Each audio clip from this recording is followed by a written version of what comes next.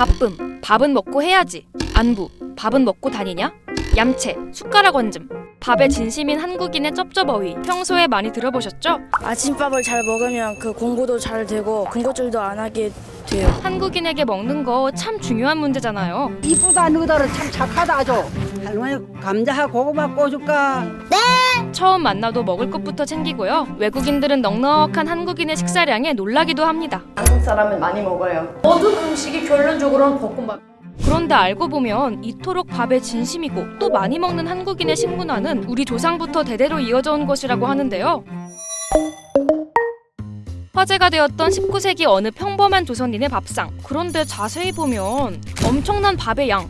저렇게 먹는데 삐쩍 말랐습니다. 워낙 노동력이 강도가 셌잖아요. 노동 강도가. 그러니까 이제 그만큼 먹어도 살이 안 찌는 거죠. 실제로 조선 중기 기록인 쇠미록을 보면요. 당시 성인 남성 기준 한 끼 식사를 7홉 정도 먹었다고 하는데요. 7홉은 보통 탄산음료를 담는 1.2리터 페트병을 가득 채울 만큼의 양이라고 합니다. 또 삼국유사에 따르면 김춘추는 하루에 쌀 3알과 꿩 9마리를 먹었다고 기록되어 있고요. 조선의 왕들은 하루 5끼에서 6끼를 먹었다고 하죠.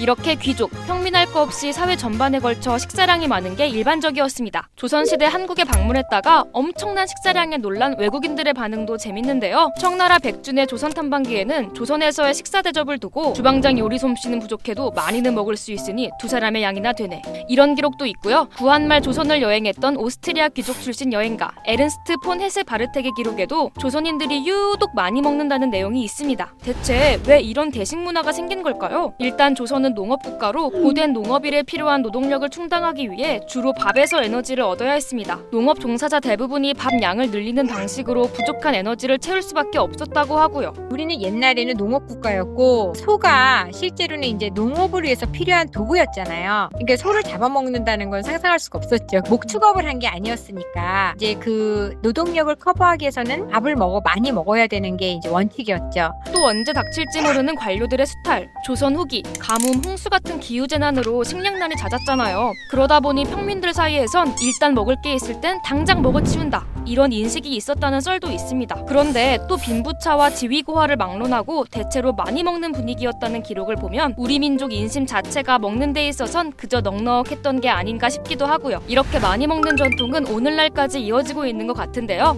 우리나라가 주변국들보다는 칼로리 섭취량이 확실히 많고요. 먹방 열풍이 어느 나라보다도 뜨겁고 배달 음식의 천국이기도 합니다. 정말 꾸준하게 먹는데 진심이죠. 조상 대대로 이어져 온 먹방의 본고장 대한민국인으로서 여러분도 오늘 한 끼 맛있고 든든하게 챙기시고요. 배 터지게 먹는 게 분명 즐거운 일이긴 하지만요. 건강을 위해서는 소식이 더 낫다고 하니 균형도 잊지 마세요.